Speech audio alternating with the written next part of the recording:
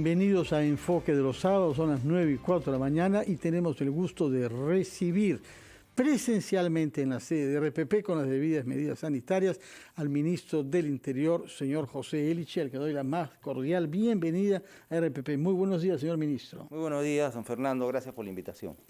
Bueno, tiene pocos días todavía en el cargo y cuando pensábamos que nos encaminábamos hacia fiestas patrias, hacia el bicentenario y hacia una transferencia normal, digamos, del poder, nos hallamos ante un clima de tensión, ante una demora en proclamar resultados electorales y todo esto ha creado el caldo de cultivo a manifestaciones y violencias que no habíamos visto en los últimos meses, porque si bien cuando ustedes llegaron al poder en noviembre del año pasado, lo hicieron en un clima convulso, ese clima se ha ido apaciguando a lo largo de los últimos meses, pero ahora último tenemos dificultades. ¿Cómo evalúa usted la situación actual y qué escenarios prevé usted y la Policía Nacional para el lapso que nos separa del 28 de julio?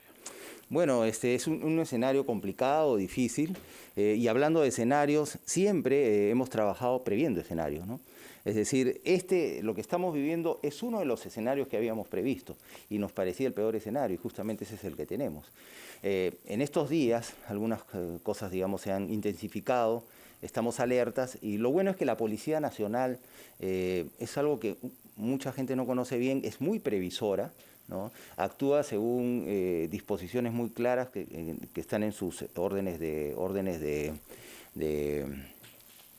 o sea, son como instrumentos de planificación, ¿no? De las operaciones policiales, incluso de las más pequeñas.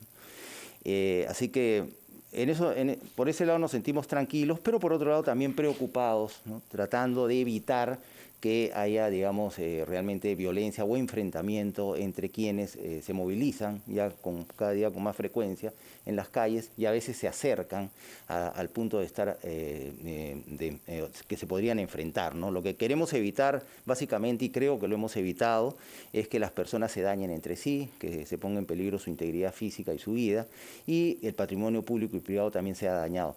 Creo que lo hemos logrado, quizás no es suficiente, nos preocupa mucho porque somos parte del gobierno que está muy preocupado por este tema, el incumplimiento de las reglas sanitarias. Hemos tenido un poco de flexibilidad con relación a estas movilizaciones políticas al respecto, pero igual nos preocupa porque la pandemia está ahí, así que lo que hemos hecho es exhortaciones de manera permanente para que los líderes de estas organizaciones, de las organizaciones políticas, exhorten o convenzan a sus afiliados y simpatizantes para que no se movilicen de esta manera promoviendo pues el contagio, ¿no?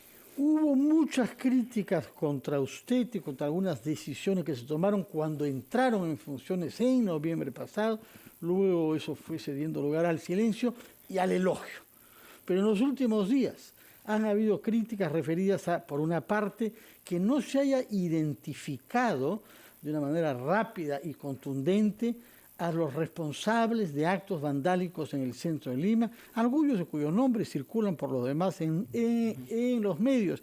Y se ha criticado también el hecho de que hayan habido funcionarios policiales que no prestaron atención a tiempo a una persona golpeada que estaba sangrando en una vía pública. Sobre lo primero, en realidad esta manifestación ha sido distinta a otras que han sucedido, ¿no? Es decir, ha habido varios grupos que trataron de acercarse de diversas maneras hasta el Palacio de Gobierno. Lo que la policía digamos, priorizó en ese momento fue la defensa del Palacio de Gobierno, ¿no es cierto? Entonces estaban detrás de las barras que habían puesto para que la gente no pase, o sea, nadie traspase, digamos, esas barras y se acerque al Palacio de Gobierno, como medida general de seguridad. Y se concentró, digamos, la atención en eso. Los manifestantes estaban del otro lado de la barra, entonces la policía no actuó, digamos, sobre ellos, ni deteniéndolos, ni repeliéndolos, sino solamente esperando. Y en algunos casos, bueno, después de mucho tiempo se ha tenido que utilizar algunas cargas de gas lacrimógeno, porque hace meses que no se utilizan más de 2 cargas de gas lacrimógeno y se ha tenido que utilizar varias. Sí, se está desarrollando una investigación, el Ministerio Público ya abrió una investigación y la policía, por supuesto, está colaborando con el Ministerio Público en ese sentido. ¿Tendremos noticias entonces sobre los dos hechos Lo que yo les digo siempre, no solamente a los policías, sino a todos los que trabajan en el equipo del Ministerio del Interior, es que nosotros tenemos que ser los más calmados de todo el país. No nos queda sino estar calmados, ver qué cosa está sucediendo, ver qué recursos tenemos, dónde están ubicados, cómo se viene la cosa y tomar decisiones para ejercer el control y sobre todo y siempre proteger la integridad y la vida de las personas y también el patrimonio público y privado. Eso es lo más importante. De acuerdo. Permítame entonces ahora tomar distancia sobre la coyuntura y tratar de comprender lo que ha hecho usted durante los meses que ha estado a la cabeza de uno de los ministerios más difíciles. Y yo recuerdo que cuando ustedes comenzaron como el presidente de la República, anunciaron medidas que significaban una reforma de reforzamiento y de modernización de la Policía Nacional. ¿Qué se ha logrado de estos dos grandes objetivos, reforzamiento y modernización? En su discurso inicial, el presidente de la República se refirió a 3 temas fundamentales. Uno, en efecto, es el fortalecimiento y la modernización de la Policía Nacional. El segundo era el tratamiento inmediato de los sucesos ocurridos en noviembre del año pasado, donde fallecieron 2 jóvenes y quedaron heridos otros más. Y el tercer punto era incorporar dentro de la gestión administrativo-financiera de la Policía Nacional gerentes públicos para que coadyuven a mejorar la performance administrativo-financiera de la Policía Nacional. Hemos trabajado intensamente en estos 3 puntos, además de otros que ahora le comento. En el caso de el fortalecimiento y la modernización de la Policía Nacional, en 2019 la propia Policía Nacional elaboró un plan, una estrategia, ¿no?, que era el plan Mariano Santos al 2030. Ese plan, bueno, quedó ahí. Muchos se han hecho a lo largo de la existencia de la Policía Nacional y de otras instituciones del sector, bueno, y generalmente van quedando y se van acumulando. Así que nosotros quisimos hacer algo diferente, porque era además uno de los temas centrales a los que se había referido el presidente de la República. Así que con la Policía Nacional hemos reforzado este plan, lo hemos revitalizado, si se quiere. Se ha añadido un eje, tiene 6 ejes, se ha añadido uno, que es el sexto, que se llama institucionalidad, que enfatiza en el tema de derechos humanos, que no es una novedad, dicho sea de paso, traída por este gobierno de transición, sino que es un tema en el que la Policía Nacional viene trabajando desde hace muchos años, mínimo desde 2015. Entonces, pero lo que se ha hecho es fortalecer este punto.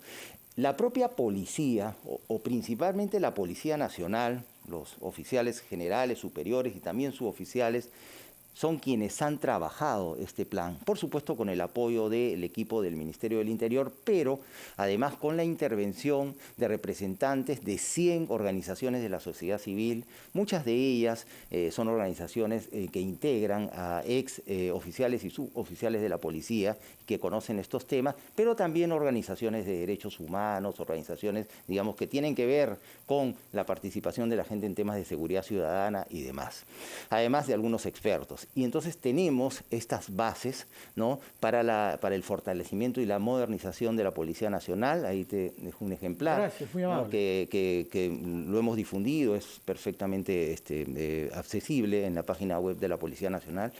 Y este plan tiene algo diferente a todo lo que se ha hecho antes, además de su contenido, ¿no?, que es que tiene previsiones exactas de financiamiento, realistas. Se puede hacer, por ejemplo, para este año, para lo que quede este año, se ha destinado, o se piensa destinar 350 millones de soles a avanzar en el plan. Ya hemos avanzado en algunas cosas, ¿no? Y bueno, hay mucho entusiasmo, la policía está trabajando en esto, es el futuro inmediato, mediato y también a largo plazo de la Policía Nacional del Perú. Y lo más importante, el mensaje ¿cuál es? Este no es un plan del ministro Eliche, ni del equipo. Que se va dentro de... Claro, que días, ¿no? ya se va el ministro Eliche, ya se va su equipo, parte de su equipo, ¿no es cierto? Porque algunos trabajan hace muchos años en el Ministerio del Interior, quizás los conserven ahí, no lo sé. Pero ya nos vamos y le dejamos esto de la policía. Y no quisiéramos dejarlo como un legado, no, sino queremos dejar de lo que le decimos a la policía, esto lo han hecho ustedes y es de ustedes. Y que todos sepan, las ciudadanas y los ciudadanos, que la policía tiene su plan para modernizarse, para fortalecerse, y es real. Porque todo lo que hay que saber, creo yo, sobre lo que le falta a la policía está ahí. Y todo lo que hay que saber sobre lo que la policía necesita para mejorar está ahí. O sea, ya no hay que darle más vueltas. Y sobre todo viene financiado. Se ha añadido últimamente un acuerdo del Consejo de Seguridad y Defensa Nacional que amplió, digamos, las posibilidades financieras para mejorar el equipamiento tanto de las Fuerzas Armadas cuanto de la Policía Nacional del Perú. Y ayer se ha publicado, en el caso de la Policía Nacional, el decreto supremo mediante el cual se aprueba el plan de reequipamiento de la Policía Nacional para los próximos años. Pero lo más importante es que no hay imposición, es un trabajo de equipo. Una palabra que hemos utilizado y que nos ha dado muy buen resultado en el Ministerio del Interior y de manera especial, porque también ha ocurrido con las otras instituciones del sector, de manera especial con la Policía Nacional, es la palabra equipo. ¿No? Somos un equipo. Por ejemplo, hay algo curioso. En la pandemia, como hay trabajo virtual, eso nos ha servido mucho para que el comandante general, y a veces yo participo en estas reuniones, se reúna con más frecuencia con todos los generales y coroneles, que son los jefes de regiones, macrorregiones y las unidades... Generales y coroneles. Claro, también hay algunos... Varias decenas. Sí. Claro, en todo el país, ¿no? Los que tienen a su cargo las macrorregiones, las regiones policiales, los frentes policiales y las unidades especializadas de la Policía Nacional. Entonces se reúnen y coordinan mejor, o sea, la policía está muy bien coordinada ahora a nivel nacional. A una de estas reuniones invité un día al presidente de la República para que vea cómo coordina la Policía Nacional y realmente quedó muy impresionado, igual a la presidenta del Consejo de Ministros, ¿no? Entonces ya hay una sala de comando que es parecido más o menos a este set, un poco más grande, que a veces hemos invitado a los periodistas, sobre todo... Pero no difunden desde ahí, no difunden, al revés. Sí, no.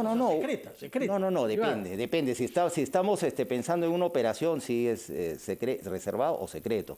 Pero si se trata, digamos, del monitoreo de algo que es público, como fue el caso de las elecciones, invitamos a los medios, estuvieron ahí, ¿no? Entraron por grupos y podían ver libremente cómo se hace esto, que también se hace en otras, se replica, digamos, en otras unidades de la policía, como es la central del 105, que está allá en el centro de Lima. Tenemos que ir a una pausa, señor ministro, después de la cual quisiera preguntarle sobre 3 temas sobre los que la opinión pública es muy sensible respecto de la policía y quisiera que nos diga qué avances se han hecho. Uno, la lucha contra la pandemia de los efectivos policiales, porque las cifras que tenemos, es cierto que antes que usted llegue al ministerio eran bastante duras. En segundo lugar, ¿en qué ha quedado la lucha contra la corrupción dentro de la policía? Que es un problema en general en el país, pero tanto más en la policía porque en eso se basa la imagen que el ciudadano de a pie se hace. Y el tercer tema es en qué va la lucha contra la discriminación de la mujer al interior de la institución policial. Vamos a retomar nuestra entrevista con el ministro del Interior, José Eliche, y abordar esos 3 temas y otros después de escuchar a los anunciantes de RPP.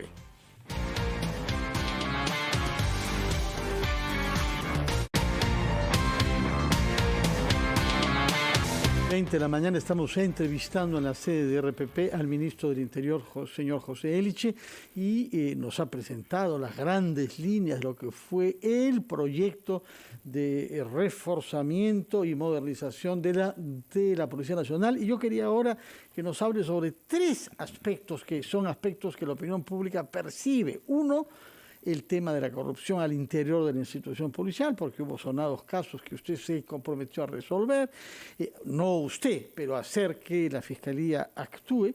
En segundo lugar, el tema de la pandemia, que afectó a tantos efectivos policiales que quedamos verdaderamente conmovidos cuando las cifras fueron públicas, y el tema de la mujer dentro de la policía, porque la opinión pública, desde que vio aparecer mujeres en todos los rangos diferentes, sintió que era una cosa sumamente positiva. Así que esos 3 puntos quisiera que Muchas gracias por esa pregunta, porque son temas muy importantes, ¿no? Empezaré en el orden que lo ha señalado. En el tema de la corrupción, sí, pues la Policía Nacional, como otras instituciones, tiene niveles de corrupción y como está cerca de la gente y por la función que cumple, eso se siente un poco más, ¿no? Entonces, claro, hay un trabajo permanente en la Inspectoría General y la Oficina de Integridad del Ministerio del Interior por tratar estos casos. Hay mucha intensidad en el trabajo. Falta mucho por hacer, ciertamente. Confiamos en que las nuevas generaciones de policías hagan el cambio y este Comando Nacional actual de la policía ha ayudado mucho, digamos, a llevar un mensaje nuevo a la Policía Nacional. Vivamos con dignidad. Nosotros somos una organización profesional, ese es el mensaje, no quiero decir no el mío, una organización profesional, una organización histórica, es una institución muy fuerte como institución, ¿no? Y además es fascinante, tiene una cantidad de unidades diversas, especializadísimas, etcétera. Un gran nivel de profesionalismo. No es justo que sea a veces considerada y tratada como se le trata, ¿no? A veces, obviamente, la ciudadanía, las personas tienen razón porque han sufrido, actos de corrupción por parte de policías, la microcorrupción, a veces otros niveles de corrupción que ha habido. Recientemente hay una investigación que ha tenido que ver con la salud de los policías. Yo no quiero decir nombres y no conozco el contenido porque es una investigación reservada, pero ha habido todo esto, ¿no? El mensaje es ese. Entonces, lo que se ha hecho, pues, es, digamos, fortalecer estas áreas que trabajan intensamente en cuidar la integridad policial, ¿no? Y darle al policía una nueva luz sobre lo que puede ser su futuro. Yo hablo siempre con los jóvenes, sobre todo, y les digo, mire, ustedes van a tener la institución policial en unos años, los generales ya se van, ustedes van a ser coroneles, generales, mayormente comandantes, trabajan alrededor de los ministros, ¿no? Comandantes mayores. Y les digo, tienen que cambiar la policía y punto por punto hemos ido avanzando. Por ejemplo, siempre los amarres. En los ascensos siempre se ha metido el poder político, que el amigo, que el ministro, que el presidente, que el congresista que llama, que el alcalde, que el familiar. Bueno, histórico, nunca en la historia de la policía había habido, digamos, un escenario como el que acaba de ocurrir. Ni el ministro, ni el presidente de la República, ni ningún otro ministro, ni se ha permitido que congresistas, ni nadie se meta en los ascensos policiales. Que se equivoquen. Es responsabilidad de ellos y no ha salido mal. O sea, cada día que yo visito una unidad creo que ha sido una buena elección. De repente por ahí algo salió mal. Es posible, no lo sé. Pero la policía tiene que equivocarse. Tienen que aprender ellos y ellos solos. En los traslados, en los movimientos que se hacen del personal de un lado a otro, ¿no? Que ocurre periódicamente, tampoco. Igual ustedes deciden. Nada de que el ministro le parece que este señor debe ir acá porque le cayó bien. Y no. Esa ha sido una decisión policial. Eso es histórico, no ha ocurrido antes. Igual ahora con las agregadurías. Yo no he metido la mano en ninguna agregaduría. Me llama mucha gente. La cantidad de llamadas, mensajes que recibimos es impresionante. Ninguna. Tengo amigos enojados, personas allegadas que piensan que uno no nos quiere servir. Eso es lo que hay que erradicar de nuestra cabeza en el Perú, ¿no? Que es Ricardo Palma. Sí, exactamente, ¿no? Entonces, bueno, eso. En cuanto a la salud policial, bueno, sí, es dramático. Acá estaba revisando la cifra. En total se contagiaron 50.616 policías. 50.000, eso es más de una tercera parte de la totalidad de los efectivos. Así es. Más de, bueno, casi la mitad, ¿no? Y 787 fallecieron. Es terrible realmente, ¿no? Ahora... Eso al principio, durante los primeros meses, no había experiencia y la policía se sacrificó. Se sacrificó porque es la institución pública que más muertos ha tenido, ¿no? Más incluso que el personal sanitario. Bueno, acá no hay ninguna competencia por números, ¿no? Pero es muy doloroso, muy difícil, ¿no? A mí yo cada vez que leía la cifra, cuando yo llegué eran 600 y algo, ¿no? ¿Qué cosa ha ocurrido? La vacuna ha ayudado, pero la vacuna no ayuda, digamos, con el tema del contagio, porque uno igual se puede contagiar. La policía aprendió a cuidarse, además tiene mejor equipo de protección, que es muy simple, tiene mejores mascarillas, nada más, ¿no? En principio, mejores mascarillas. Pero además se dio disposiciones para que se cuiden. La policía tenía en sus intervenciones contacto sucesivo con potenciales personas que estaban infectadas. Entonces se dio una disposición para evitar el contacto sucesivo. ¿Qué significa esto? Que los capturan, después los suben al auto de la policía, después los llevan a la comisaría, después ¿no? Entonces eso se evitó. Las personas que no tienen que ir a la comisaría, pues se les registre y ya está, que se vayan, pero a las que sí es necesario llevarlas, pues se les lleva con todas las medidas de seguridad. Eso, digamos, ha mejorado y realmente creo que ha sido un avance que ha evitado que la policía se contagie. La sanidad policial ha trabajado muy bien esto. Yo sabía que había buenos médicos en la policía, pero realmente son sorprendentes. Médicos además entregados, buenos profesionales, didácticos para explicar, expertos en vacunas, en todo lo que uno necesite. Y hay una general médico que fue ministro de Salud, ¿no? Sí. Así es. Bueno, ahora no tenemos generala, pero es un general, igual el general Salazar es el director de la sanidad en este momento. Ahora, justamente a propósito de la indumentaria sanitaria, hubo denuncias por corrupción y una investigación delicada que fue reforzada por su predecesor en el cargo. ¿En qué quedó esa investigación por las compras aparentemente marcadas? Se está desarrollando en el Ministerio Público, ¿no? Y la policía apoya con los datos que tiene. Ya no hay nada que entregar, se entregó todo. El Ministerio Público es el que está desarrollando esa investigación. Ahora, háblenos sobre el tema mujer, porque ese es un símbolo vivo de que en nuestro país no se discrimina en base al género. Y lo que llama la atención para una persona que le gusta salir de Lima, como es mi caso, es que en las carreteras uno ve cada vez más a oficiales y suboficiales mujeres. Cuéntenos cómo es que se ha promovido. Bueno, lo que ocurre es que en este momento, estaba buscando el número, no encontré el número total, 60% de las oficiales que están a cargo de las unidades de carretera son mujeres. Eso es nuevo. Esto es algo que se ha hecho en esta gestión. Justamente tratando de promover y empoderar a la mujer policía. Y esta es una decisión además que ha sido compartida, así como equipo, con el Comando Nacional de la Policía, ¿no? Nacional.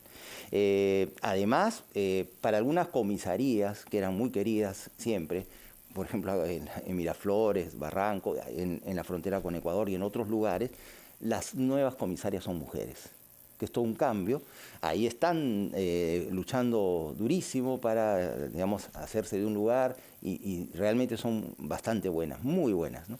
Eso no significa, como alguien dijo alguna vez, que por ser mujeres sean necesariamente mejores, ni por ser hombres sean necesariamente mejores. Simplemente que se necesita darle una oportunidad y un espacio a la mujer policía y se le ha dado, ¿no? con toda convicción, ¿no? De que eso es necesario. Y además algo que, claro, no es producto de esta gestión, es algo que naturalmente ha ocurrido en la policía y, como yo dije, no ha intervenido en los ascensos.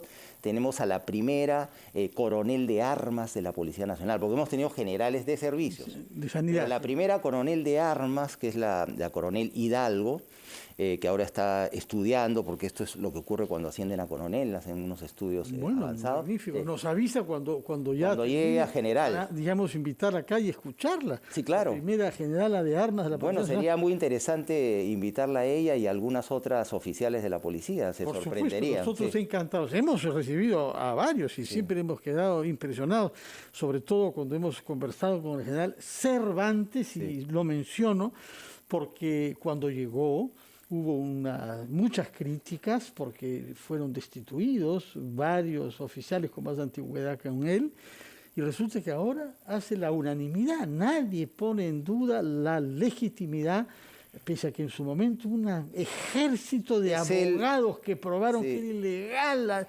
anticonstitucional, y prometieron todo tipo. Bueno, eso es algo que este debate continuará, porque yo he sido incluido en una acusación constitucional, ¿no? Que le hicieron al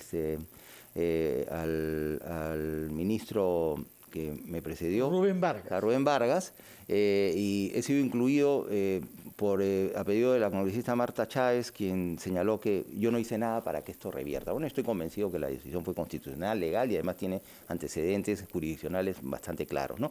El general Cervantes es un líder en la policía, es querido en la policía, y además ha conformado un gran equipo, ¿no? El equipo de generales que están a cargo de las unidades de la policía realmente es impresionante, ¿no? Ahora, se siente un espíritu nuevo, porque eso ustedes ven esta actuación de la policía. No es que la policía se le haya desarmado. Todos los policías que uno ve transitar por las calles realizando su servicio normal están armados, ¿no? Sino que para el manejo de movilizaciones, en ninguna parte del mundo el policía sale armado. Sale con el escudo y la vara y también, por supuesto, si es necesario, en el caso peruano y de otros, y de la policía de otros países, las unidades de servicios especiales de otros países, con disparadores de cargas de gas lacrimógeno, eventualmente otras armas para disparar, perdigones de goma, etcétera, ¿no? Que son disuasivos. De acuerdo. En último caso se puede usar armas letales. Permítame, por favor, ir a unos instantes para oír los titulares de la media hora, después de lo cual quisiera hablar sobre un tema tabú, que es el tema del narcotráfico en el Perú. Hay muchos indicadores malos, pero no se menciona el tema, no se sabe quién tiene que ver con eso y no hay condenados por eso. Nos explicará qué es lo que sabe usted del narcotráfico en el Perú y luego hablaremos sobre la transferencia a los nuevos responsables que asuman su sector desde el 28 de julio. Vamos entonces con los titulares de la media hora y retomamos nuestra entrevista con el ministro del Interior, José Elich. Son las 9:37, estamos entrevistando al ministro del Interior, José Elich, que ha prometido decirnos todo lo que sabe y se puede decir sobre el narcotráfico en el Perú, porque se dice muy poco sobre esta materia, señor Elich. Sí, bueno, durante la pandemia realmente no hemos avanzado lo que hubiésemos querido, más bien nos hemos retrasado, por ejemplo, en el tema de la erradicación. Generalmente en promedio se erradican 25.000 hectáreas, ¿no?, de hojas de coca y el año pasado creo que se llegó a 6.000 o hasta 8.000 ajustando la cosa. Este año pensábamos retomar las 25.000, estamos un poco retrasados porque tuvimos un foco de contagio del COVID-19 entre los erradicadores. Acá los erradicadores... En el Braem, sobre todo. En el Braem, sí. Los erradicadores son civiles acá, ¿no? Y la policía los cuida, ¿ya? Y la diferencia con lo que se hace en otros países es que acá sacan la hoja de coca de raíz. Entonces, y tuvimos un brote y ya se les ha procedido a vacunar, ¿no?, porque si no se iba a atrasar completamente esto, que es muy importante. También se han destruido pistas, pero ahí es terrible el tema de las pistas porque se destruyen y después las reconstruyen, ¿no? No se puede disparar contra avionetas. No se puede. No se ha podido hacer cambiar a Estados Unidos sobre este tema. No, ese es algo que se tiene que trabajar y en algunos casos yo creo que es necesario, ¿no?, retomar eso. Pero bueno, las cifras son las siguientes en general, ¿no? En este periodo se han desarticulado 41 organizaciones de todo tamaño dedicadas al narcotráfico. Pero hay dos cosas importantes, ¿no? Se aprobó la primera política nacional contra las drogas al 2030, la primera política nacional que se aprueba, y además se promulgó esta ley, y ahí sí hay que agradecer al Congreso, que es la 31.124, ¿no?, que va a permitir, digamos, aplicar una nueva estrategia para el control de insumos químicos. Esto que ha sido, digamos, pedido, solicitado por la policía durante mucho tiempo, bueno, felizmente ahora ya es una realidad, ¿no?, y le da una base legal para actuar en este sentido. No podrán circular libremente en nuestro territorio y no ir a las zonas cocaleras personas que lleven insumos químicos. Así es, ¿no?, básicamente. Y bueno, y la Dirandro continúa pues fortaleciéndose y trabajando, y hay operaciones, en estos momentos están, como yo puse el otro día en un tuit, en este momento están arriesgando su vida y trabajando por nosotros contra el narcotráfico. Nuestro saludo a los miembros de la Dirandro. Ahora bien, nos queda poco tiempo y yo quisiera saber cómo está diseñando usted la transferencia de un sector tan delicado. Tiene que estar con los ojos bien abiertos hasta el último minuto que esté usted en el ministerio, y cómo se prepara para transferir los temas pendientes y la información de la que disponen a quienes asuman el Ministerio del Interior a partir del 28 de julio. El equipo del Ministerio del Interior, sin contraparte aún, está elaborando los documentos digamos, grandes para la transferencia, que se elaboran en base a unas directivas de la Contraloría General de la República. Cuando ya llegue quien me suceda en el cargo, entonces se hará la entrega formal, se hace con notarios, una serie de formalidades. Pero además nosotros estamos desarrollando estas conferencias, ¿no?, que se han denominado transferencia con transparencia, donde damos cuenta en síntesis más o menos lo que hemos hecho acá, y estoy muy agradecido por eso, sobre qué es lo que vamos a transferir. El otro día hemos presentado hemos hecho esta presentación, que bueno, también la dejo. Muchas gracias. Lo que presentamos exactamente ante los medios de comunicación sobre la transferencia, ¿no? Pero además yo estoy escribiendo, ahora estoy quedándome un poco más en casa, 2, 3 horas, estoy escribiendo una memoria. Claro, no una memoria, sino como una carta que yo le quisiera entregar a mi sucesor, ¿no? Y ahí decirle, hay esto, lo otro, creo que esto es importante. Y ojalá tenga la oportunidad de conversar con él, como debe ser, o con ella, no sé quién será. No, conversar y decirle, también darle mi impresión acerca de cómo está el ministerio, cómo están cada uno de los órganos, porque también está Migraciones, está el órgano de salud de la Policía, Salud Pol, el SUCAMET y el Cuerpo General de Bomberos. Entonces, hay que hablarles de todos ellos, ¿no? Y de la Policía Nacional, por supuesto, porque desde el punto de vista de su dimensión es el más grande de todos los órganos del sector interior. Claro. Antes de que nos gane el tiempo, yo quisiera preguntarle algo que tiene que ver con su trayectoria como servidor público, porque usted fue secretario general de la Presidencia de la República en la época del doctor Paniagua y volvió a hacerlo 20 años después con Francisco Sagasti, antes de acceder al cargo ministerial que tiene ahora. ¿Qué recuerdos guarda usted comparativamente con lo que pasó durante la transición hace 20 años? Bueno, en el caso de la transición con Valentín Paniagua, ciertamente sí, yo he sido, en esa época se llamaba el cargo secretario general de la Presidencia de la República, y en esta oportunidad, que es el mismo cargo, se llama secretario general del despacho presidencial, es lo mismo. Me ha tocado, es mi segunda transición, la experiencia con Paniagua realmente ha sido muy importante en mi vida, yo creo que es muy importante para el país. Fue un equipo de gente muy honesta, liderada por un hombre inteligente, con una gran experiencia política. Como Javier Pérez de Cuellar, como primer ministro. Presidente del Consejo de Ministros, otros notables profesionales a cargo de los ministerios.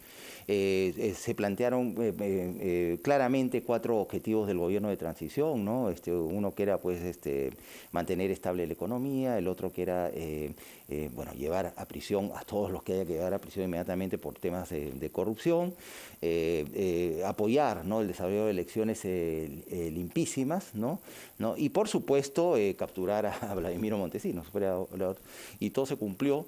Se trabajó con un documento que es una matriz de 17 páginas que era como un check, ¿no?, de todo lo que había que hacer, que se cumplió casi todo menos algunos pequeños temas de agricultura, y Paniagua nunca quiso mostrar, ¿no?, para que no se piense que él estaba utilizando eso a favor de la campaña de su Partido Acción Popular. Claro. O sea, eso es algo, cosas que mucha gente no sabe. Y ahora me tocó con Francisco Sagasti, ¿no?, a quien conozco hace muchos años, ¿no?, y para mí fue un honor. Yo era asesor del grupo parlamentario del Partido Morado, y por eso me trasladé con él a Palacio de Gobierno.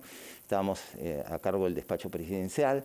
Ciertamente el trabajo de Paniagua fue excepcional, ¿no? Él era un hombre realmente respetado y respetable. Pero esta transición, según mi punto de vista y mi experiencia, como yo la he vivido, ha sido mucho más difícil y complicada que la de aquel entonces, ¿no? ¿Por qué? Primero por la pandemia, en segundo lugar por esta situación política que no era la de, si bien es ahí más o menos, digamos, quienes eran antagónicos, ¿no?, los diferentes grupos estaban claros, acá no.